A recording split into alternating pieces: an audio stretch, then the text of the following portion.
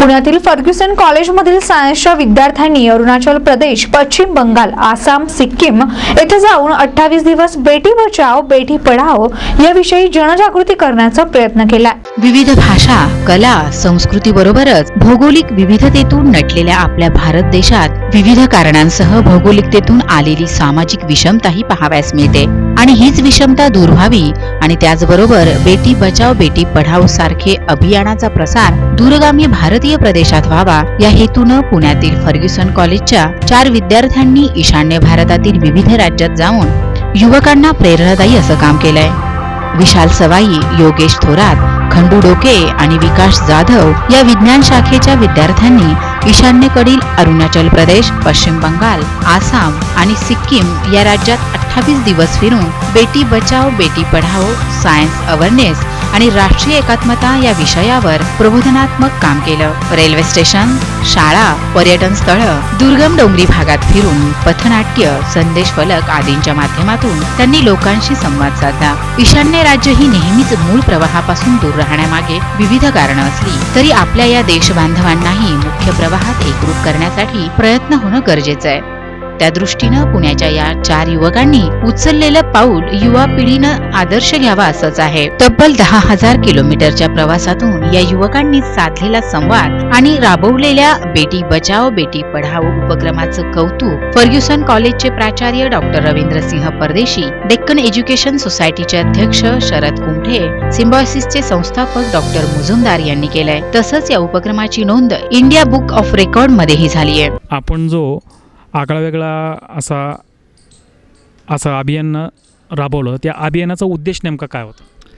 अभियानाचा उद्देश हा होता की नॉर्थ ईस्ट इंडिया आणि महाराष्ट्र यांच्यामध्ये एक सामाजिक सलोखा निर्माण व्हावा, एक ब्रिज निर्माण व्हावा हा उद्देश होता। त्याचबरोबर जे आमचे थीम आहे बेटी बचाओ बेटी पढाओ आणि सायन्स अवेअरनेस तसेच राष्ट्रीय एकता निर्माण करणे हाही आमचा मुख्य उद्देश होता। या बाबतीत काय अभियानाची काय माहिती द्याल? आमची थीम होती बेटी बचाओ बेटी पढाओ आणि सायन्स अवेअरनेस। तर आपल्याकडे एक थिअरॉटिकल पद्धतीने शिकवलं जातं की पाठ करा, रट्टा मारा आणि एक्झाममध्ये लिहा।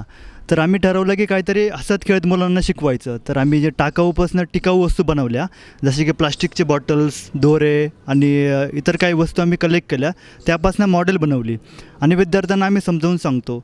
सर्वात महत्त्वाची गोष्ट आम्ही कॅम्पेनमधनं कमवली तर आम्ही 5,000 लोक नॉर्थ ईस्टमधनं कमवली। आम्ही त्यांना म्हणू शकतो की ती आमचे फॅमिली मेंबर आहे, ही आमची गोष्ट कमवली।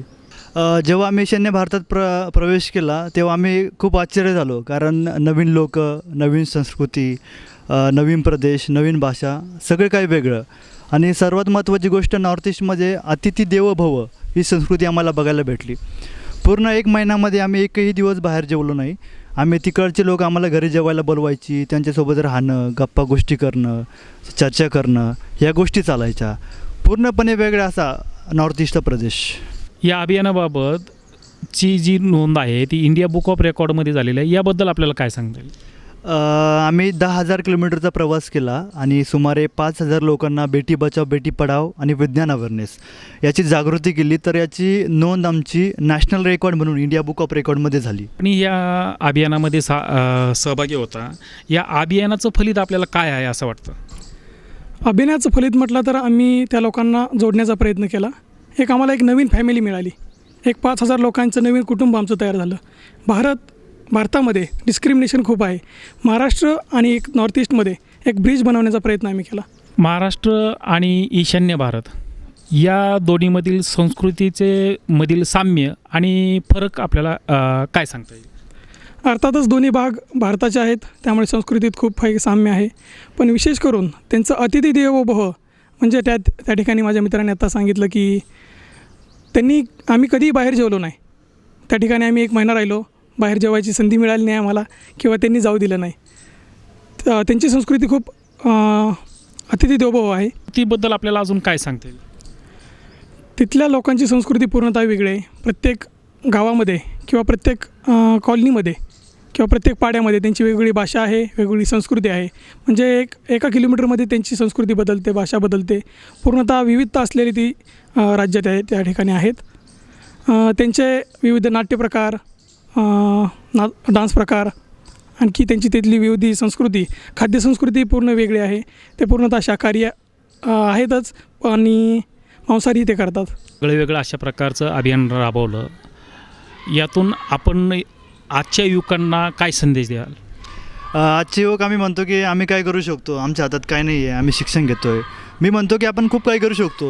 की मी बघतो की कित्येक लोक खाली बसत असतात, टीका करत असतात गव्हर्नमेंटवरती, पॉलिटिशियनवरती, परंतु आपापल्यापर्यंत आपण खूप काही करू शकतो. जसं की रस्त्यावर तुम्हाला कोणी बेकारी दिसला किंवा ज्याला खायला काही नाही आहे, आपण त्याला खायला देऊ शकतो. ज्याच्या अंगात कपडे नाही त्याला निदान कपडे तरी देऊ शकतो. जर काही समाजामध्ये चुकीचं घडत असेल तर आपण आवाज उठवला पाहिजे. ही खूप मोठी गोष्ट आहे. म्हणून तर आपण म्हणतो की युवक हा लोकशाहीचा एक पिलर आहे. प्रतिनिधी स्वाती मोराळे, NTV न्यूज, पुणे.